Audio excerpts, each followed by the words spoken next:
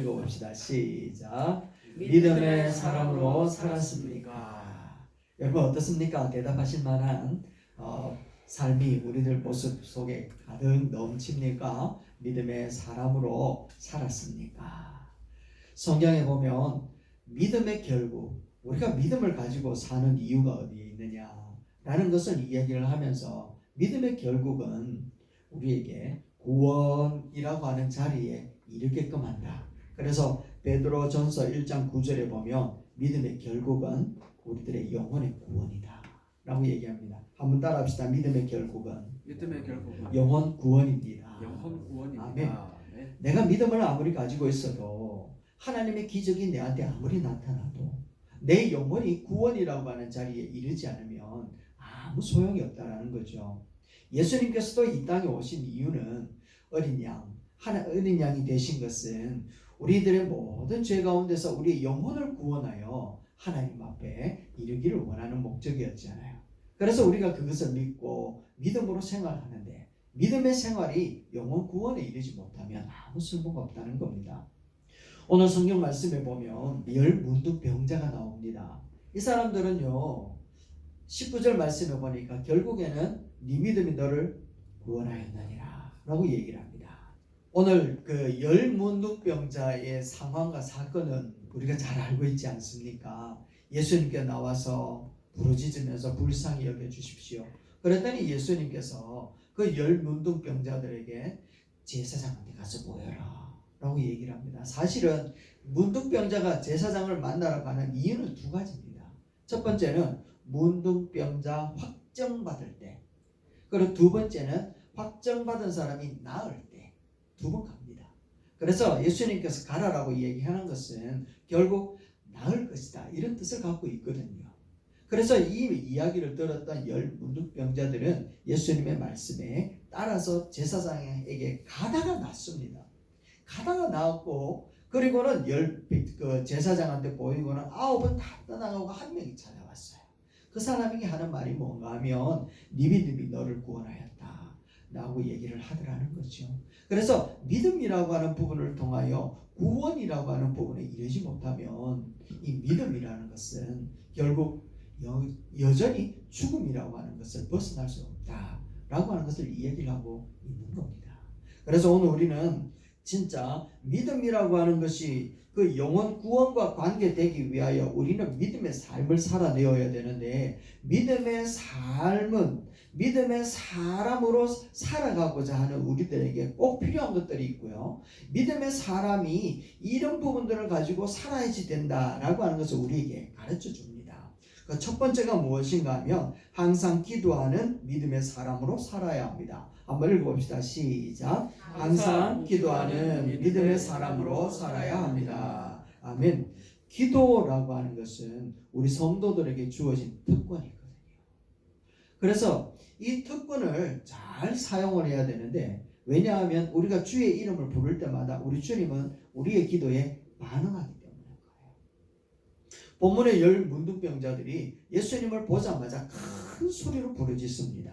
누가복음 17장 12절 13절 같이 한번 읽어봅시다. 시작. 나병 환자 10명이 예수를 만나 멀리 서서 소리를 높여 이르되 예수 선생님이여 우리를 불쌍히 여기소서. 아멘. 여기서 예수 선생님이여 라고 하는 것은 우리가 생각하는 선생님, 일반적으로 나 있는 많은 선생님을 보고 얘기하는 게 아닙니다.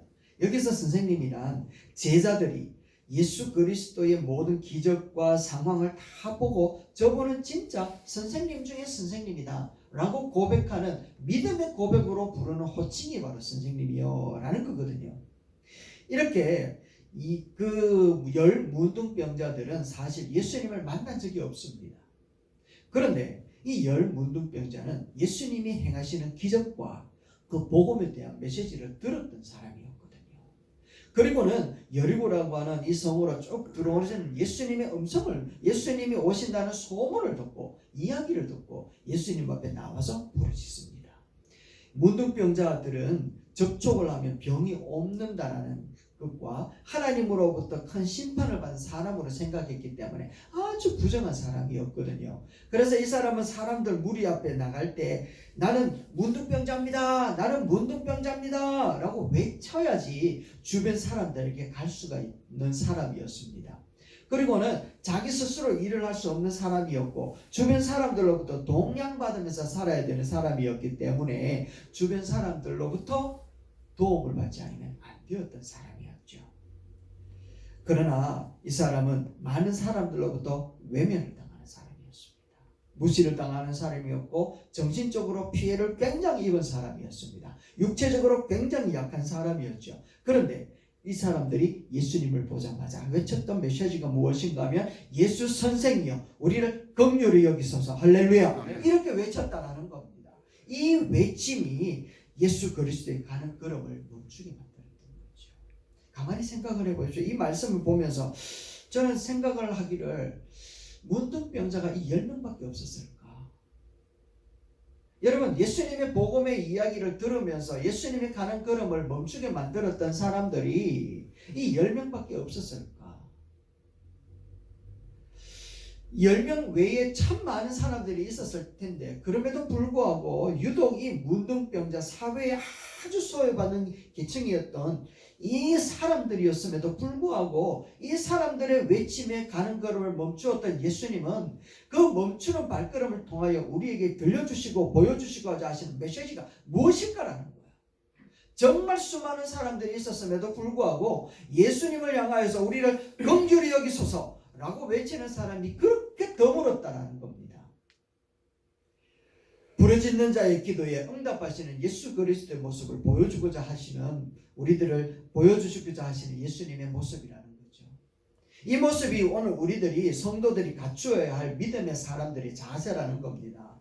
성도들은 스스로의 능력으로 살아갈 수 없는 존재다 라고 하는 것을 너무나도 뼈저리게 알고 있는 자들이잖아요. 그래서 하나님의 은혜와 하나님의 자비가 없이는 살아갈 수가 없는 존재라는 것을 아는 사람이 성도인 줄로 믿습니다. 그래서 우리가 하나님의 은혜로다가 우리가 입술의 고백으로 나오는 것 아니겠습니까? 성도들은 이렇게 문둥병자들처럼 몸은 물론 문둥병자들은 아니지만 그들도 결국에는 죽는단 말이죠. 우리도 결국에는 죽을 수밖에 없는 존재들이라는 겁니다. 스스로 부족하고 무능함을 인정하면서 우리 하나님의 자비하심을 구하는 삶을 살아가는 게 바로 우리 성도들의 모습이고 믿음의 사람인 줄로 믿습니다. 아멘. 그래서 우리는 성경을 통하여 부르짖는 자들에게 응답하시는 모습을 자주 볼 수가 있습니다. 출애굽기 2장 23절입니다.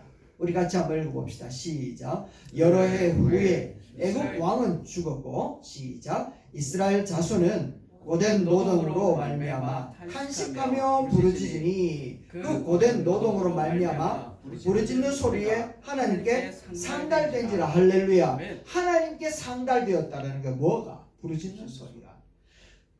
요셉을 통하여서 이스라엘 백성들이 애굽으로 들어오고 난 이후에 400년 동안 하나님은 침묵하셨습니다. 침묵하셨던 하나님이 움직이게 되어진 계기가 무엇인가 하면 그 노동 가운데 고된 노동 가운데에 부르짖는 자들의 소리 때문에 하나님이 움직이기 시작했다는 거죠. 여러분 움직이는 자의 부르짖는 자의 소리에 하나님 움직이시는 줄로 믿습니다. 그래서 이게 바로 믿음의 사람이라는 거예요. 시편 말씀 다윗은 이렇게 이야기를 합니다. 이것도 읽어봅시다. 시작. 주는 선하사 사죄하기를 즐거워하시며 주께 부르짖는 자에게 인자함이 호하심이니이다. 할렐루야. 인자하심이 호하기 때문에 죄를 사하여 주시는 줄로 믿습니다. 아멘. 부르짖는 자의 죄를 사하여 주신다니까요. 여러분 부르짖지 않는 것이 죄라고 사무엘만 이야기한 것이 아니라 우리 주님도 우리에게 얘기를 하고 있다는 겁니다. 이제까지는 너희가 내게 아무것도 부르짖지 않았지만 이제는 부르짖어라. 내 이름으로 부르짖어라. 그리하면 내가 너에게 역사하리라 라고 말씀하시는 주님이 누가복음 18장 7절에 이렇게 이야기를 합니다. 시작. 하물며 하나님께서 그 밤낮 부르짖는 택하신 자들의 원한을 풀어주지 아니하시겠느냐. 그들에게 오래 참으시겠느냐. 할렐루야. 우리 하나님이 참지 않는다라는 겁니다. 부르짖는 자의 소리에 귀를 기울이시는 주님이신 줄로 믿습니다. 400년 동안 침묵하셨던 하나님, 내 인생에 아무것도 행하지 아니하시는 것처럼 침묵하시는 것 같은 하나님이시라 할지라도 부르짖는 자의 소리에 우리 주님이 운행하실 줄로 믿습니다. 아멘. 믿음의 사람은요 이렇게 항상 기도하기를 멈추지 않는 거예요. 아침 일찍 돌집에서 예배 인도함을 부탁을 받았습니다. 그 집은 새신자 가정이었는데 남편이 직장 나가기 전에 예배를 드리고 가고 싶대요. 얼마나 기특하고 얼마나 참 대견스러운지 그 가정에 가서 사정을 들어보니까요 이거는 대견한 일이 아니라 기적 같은 일이었다라는 겁니다. 왜냐하면 이 신부가 그 집에 시집 갔을 때 남편은 불신자였대요. 그리고 이 불신 가정에 시집 와서 생활하는 그 하루하루가 고통스럽고 숨막히는 하루의 모습이었답니다. 집안 현관문에는요 개 있잖아요. 개 이렇게 걷는 개. 이거를 매달아 두고서 썩을 때까지도 이걸 안 뗀대요. 그래서 도저히 냄새가 고약해가지고 용기를 내가 이 신부가 그 썩은 개를 떼가지고 쓰레기통에 버렸답니다. 난리가 났죠. 그리고는 또 그 시어머니는요 다음날 또 싱싱한 게를 가지고 현관문 앞에 딱 걸어놓더랍니다. 이게 시어머니의 그런 신앙이었단 말이죠. 그런 가운데에 이 미신의 신앙이 정말 그 없어지기를 이 세색신은요 기도하기 시작을 하는데 아침마다 밥을 풀 때마다 울면서 기도를 했대요. 하나님, 이 밥을 먹는 사람이 다 예수 믿고 구원받게 하여 주시고 썩은 개 대신에 십자가를 달아놓고 귀신을 찾는 주문 대신에 찬송을 부르게 하옵소서. 네. 여러분 세색씨가 2년 동안 눈물로 기도하니까 하나님께서 응답하셨을까 안 했었을까요? 응답을 하시더라는 겁니다. 이제 남편도 교회에 등록하게 되어지고 썩은 개를 달아놓고 주문을 외우던 시어머니도요 예수 믿고 영접하게 되었다는 것 아니겠습니까? 그래서 첫 아들이 돌잔치를 하는데 그 구역 식구들을 전부 초청해가지고 남편이 직장 가기 전에 예배드리고 가고 싶어하는 그런 믿음의 사람들 가정으로 변화되더라는 겁니다. 하나님은 부르짖는 자의 기도에 응답하시는 줄로 믿습니다. 믿음의 사람은요 기도하는 사람이라니까요. 그래서 우리는 믿음의 사람으로 사는 기본이 기도인 줄 알고 기도로 믿음의 사람의 역사를 감당해내는 저와 여러분 되시기를 주의 이름으로 축원합니다. 아멘. 아멘. 두 번째는요. 항상 순종하는 믿음의 사람으로 살아야 합니다. 한번 읽어봅시다. 시작. 항상 순종하는 믿음의 사람으로 살아야 합니다. 아멘. 기도하는 사람이 믿음의 사람이라고 우리가 첫 번째 배웠습니다.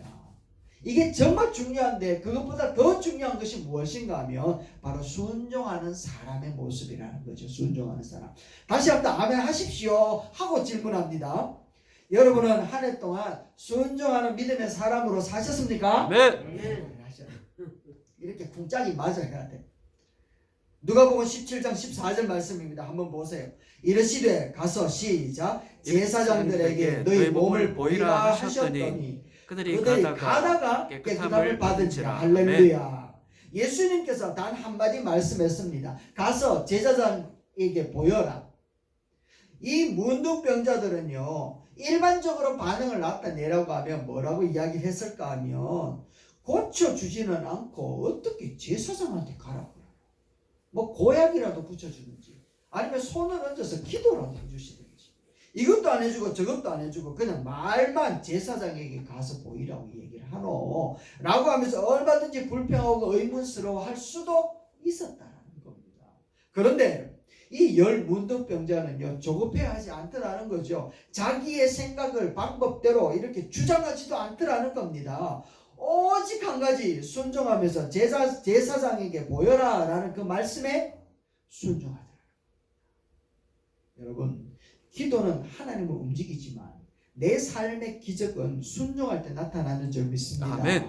하나님 앞에 기도하는 것으로 순종이 기도하는 것으로 기적이 나타난다 라고 이야기를 하면 반쪽 믿음입니다. 기도하여 역사가 나타나지만 순종하는 현장에 그게 나타난다라는 거죠. 그래서 순종했더니 나았더라. 순종했더니 해결되었더라. 순종하였더니 역사가 나타나더라. 할렐루야. 아멘. 순종함으로 하나님의 역사가 반드시 나타나게 될 줄로 믿습니다. 아멘. 예수님께서 길을 가다가 소경을 만났습니다. 그리고는 침을 뱉어서 진흙을 이겨서 소경의 눈에다 바른 다음에 실로암 못에 가서 씻으라 얘기를 했대요. 그러니까 이 사람이 화가 나가지고 진흙을 떼서 예수님에다가 탁 던지면서 당신이 선생이면 선생이지 어디 더럽게 이런 일을 합니까? 라고 이야기하면서 막 고래고래 소리를 지르며 돌아갔대요. 이 사람에게는 아무 일도 일어나지 않았겠죠. 그런데 성경에 보니까요, 이 사람은 아무 말도 하지 않습니다. 눈에 보이는 게 아무것도 없었는데 그럼에도 불구하고 실로암 못을 찾아서 갑니다. 그리고는 입도 뻥긋하지 않고 그 연못에 물을 떠서 눈을 씻습니다. 그랬더니요, 놀랍게도 기적이 나타나는데 사람의 모습이 보이기 시작하더랍니다. 여러분, 예수님의 말씀에 순종하면 기적이 나타나는 줄로 믿습니다. 아멘. 그런데 기적에도 두 가지가 있습니다. 하나님의 말씀에 순종하면 즉각적으로 그 기적이 나타나는 것이 있고, 아니면 나중에 기적이 나타나는 것이 있는데, 즉각적으로 나타나는 이 기적의 현상은 우리를 믿음으로 이끌지 못합니다. 구원으로 이끌지 못합니다. 그러나 나중에 나타나는 이 기적의 역사는 우리를 충분히 구원에 이르는 역사를 나타낸다는 거예요. 자, 그러면 여러분들은 즉각적으로 나타나는 기적을 얻기를 원합니까? 아니면 나중에라도 얻게 되어지지만 구원의 역사를 얻는 그 나중에 것을 얻기를 원합니까? 라고 물어보면 대답을 하기 애매해집니다. 왜냐하면 대부분 바로 기도하고 바로 말씀하셔서 바로 기적이 나타나기를 원하고 있기 때문에 그래요. 성경에 보면 예수님께서 바로 기적이 나타나는 데에는 말씀을 해놓으시고 이런 결과가 나타날 거야 라고 하면서 결과를 얘기하지 않습니다. 결과를 이야기하지 않는 말씀에 순종을 해버리면 그 순종에는 반드시 기적이 나타나게 되어 있습니다. 즉각적으로 나타나요. 그런데 하나님의 말씀을 해놓고 어떻게 될 것이라고 설명을 해놓은 그 말씀은 내가 그 말씀이 이루어질 때까지 같이 인내하면서 나타내고 그 인내가 끝나고 완성이 되어져야 기적이 나타나고 그 기적은 우리의 영혼을 구원하게끔 만들더라는 겁니다. 오늘 말씀에도 한번 보세요. 제사장에게 보여라 라고 이야기하고는요, 나을 것이라는 말이 없어요. 실로암 못에 가서 씻어라 해놓고는 나을 것이라는 말이 없다니까요. 저는 자들을 이렇게 잡아 일으키면서 일어나 걸어라 이 얘기를 할 때 아무런 말도 하지 않아요. 하나님의 예수 그리스도의 우리 주님의 말씀 앞에 즉각적으로 순종하면 즉각적으로 역사가 나타날 줄로 믿습니다. 아멘. 그러나 하나님께서 너로 큰 민족을 이루고 너로 인하여 모든 민족이 주께로 돌아오고 너를 저주하는 자에게 저주하고 너를 축복하는 자에게 내가 축복하리라 라고 이야기를 했던 민족을 이루고 큰 민족이 되어질 것이라고 하는 그런 결과가 나타나는 그 축복은요, 지금까지도 유지되어지고 지금까지도 하나님의 기적은 요소요소에 나타날 뿐 완성은 아직 이루어지지 않았지만 그것을 믿음으로 가지고 걸어가는 사람들에게는 반드시 영혼 구원에 이르게끔 하시는 역사가 있고 능력이 나타나더라는 겁니다. 아멘. 그래서 하나님의 말씀에 순종하는 것은 그 어떤 것도 허투루 되어지는 것이 하나도 없다라는 거죠. 그래서 실로암 못에 가서 씻어라, 또 깊은 데로 가서 그물을 던져라 라고 했던 이 말씀 앞에 하나님께서 어떻게 될 것이라고 하는 결과를 얘기하지 않았지만, 그러나 순종하는 자들에게는 하나님의 놀라운 은혜와 축복으로 역사하고 있다는 거 여러분 꼭 믿으시길 주의 이름으로 축원합니다. 아멘. 그래서 순종하는 자는 자손이 영원히 복을 받게 되는 놀라운 역사를 우리에게 약속하고 계시는데, 신명기 5장 9절 말씀을 읽어봅시다. 시작. 다만 그들이 항상 이 같은 마음을 품어 나를 경외하며 내 모든 명령을 지켜서 그들과 그 자손이 영원히 복받기를 원하노라. 할렐루야. 아멘. 여기 한번 보세요. 내 모든 명령을 지켜서 라고 하는 말씀이 있고, 그리고는 결과가 있어요 없어요? 결과가 있잖아요. 영원히 복받기를 원하는데 영원히 복받는데요. 그래서 순종하면 영원히 복받게 되어질 줄로 믿습니다. 아멘. 그래서 이 순종은 계속 해야 되는 거예요. 계속 하면 반드시 그와 같은 일이 일어날 줄로 믿습니다. 아멘. 아멘. 그래서 순종은요 반드시 되어지는 역사를 나타내는데, 요한복음 14장 23절에 이와 같은 것으로 결론 지어지는 겁니다. 같이 봅시다. 시작. 사람이 나를 사랑하며 내 말을 지키니 내 아버지께서 그를 사랑하실 것이요 우리가 그에게 가서 거처를 그와 함께 하리라. 할렐루야. 아멘. 내 아버지께서 그를 사랑하여 주신다. 내 말을 지키고 순종하는 자는 결과가 어떻게 된대요? 아버지께서 그를 사랑해 주신다는 거예요. 내가 주님을 사랑하면 당장 당신이 나를 사랑하는 그런 역사가 내 눈에 보이지 않고 내가 피부로 느껴지지 않는 것 같지만, 그러나 순종하여 가는 그 걸음 속에는 하나님이 반드시 우리를 사랑하는 역사를 영원토록 우리에게 나타나여 주실 줄로 믿습니다. 아멘. 이게 순종의 열매라는 것이지요.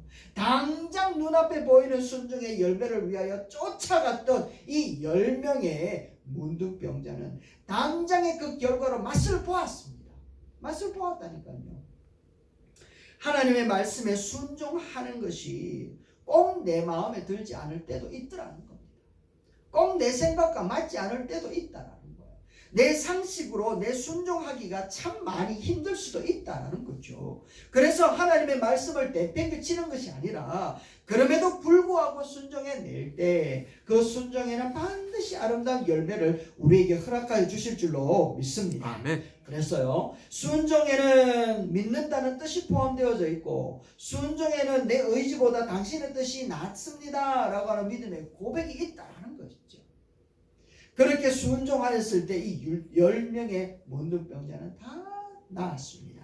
그런데 그들의 순종으로 나타났던 그 기적은 9명에게는 구원의 역사가 없어요. 오직 한 사람에게만 구원의 역사가 있습니다. 그래서 기도하는 사람도 믿음의 사람이라서 훌륭하지만 순종하는 사람이 오히려 조금 더 나은 기적을 체험할 수 있는 믿음의 사람이 되고, 기도와 믿음이 동반되어져서 다음으로 나오는 한 사람, 감사하는 사람이 될 때 이 사람은요 믿음의 결과인 영혼의 구원까지 이르게 되어진다는 것을 우리에게 가르쳐주는 거예요.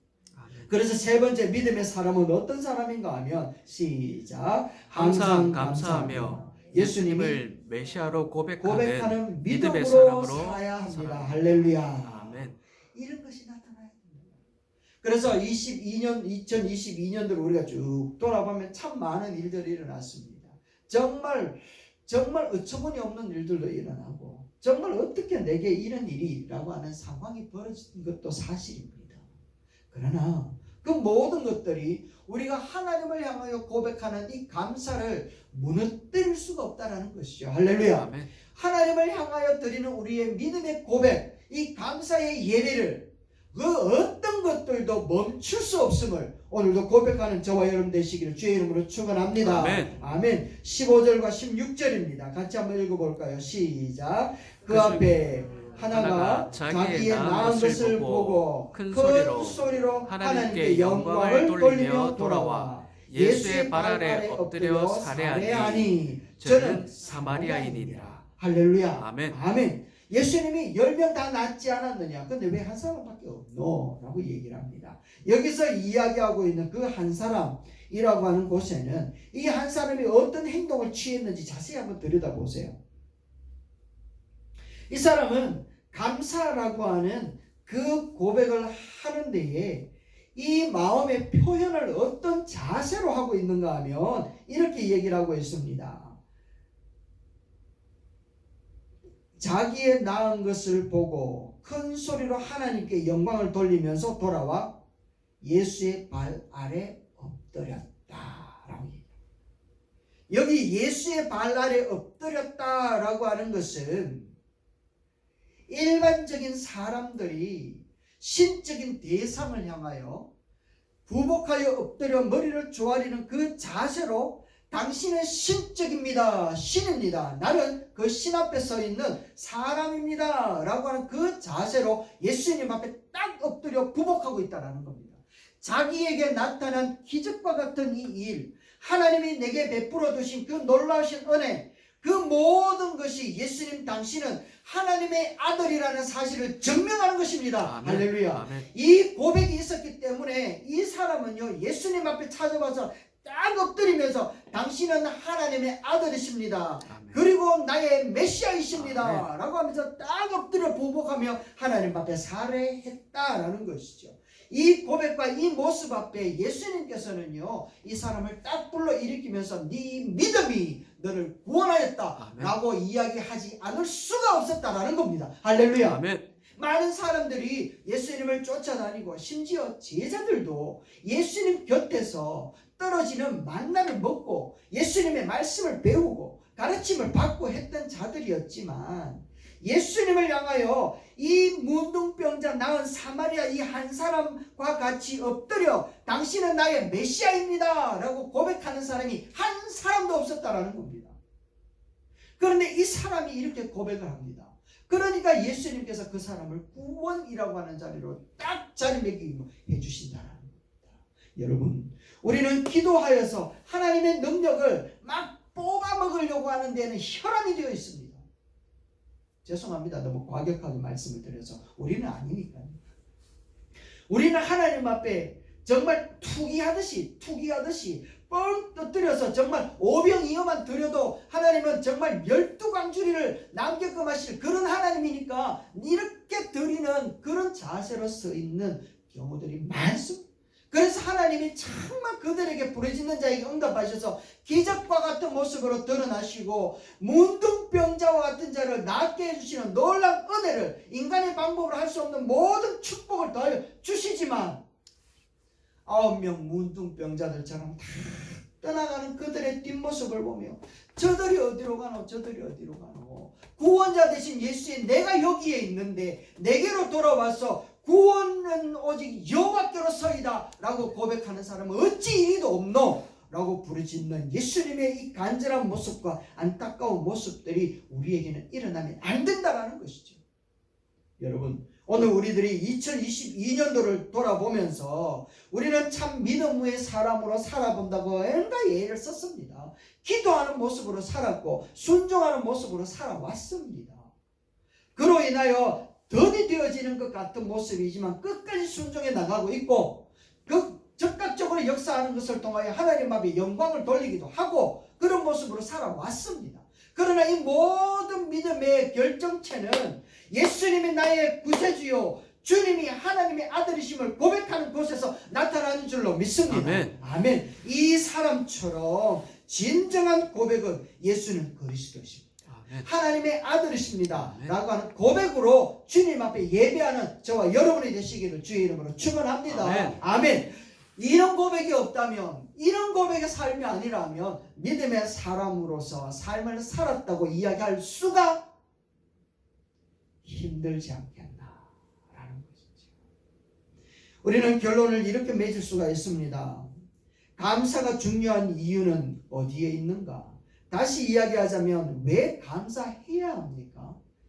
감사하지 아니하면 우리는 응답을 받지 못하기 때문이 아니라 천지를 지으신 만군의 하나님 여호와 하나님께서 나의 기도를 들으시고 나의 순종의 모습을 보시고 나의 구원자가 되시고 나의 능력이 되시고 나와 영원히 함께 하시는 임마누엘이라는 사실을 고백하지 않는 것과 같은 것이기 때문에 그렇다라는 겁니다.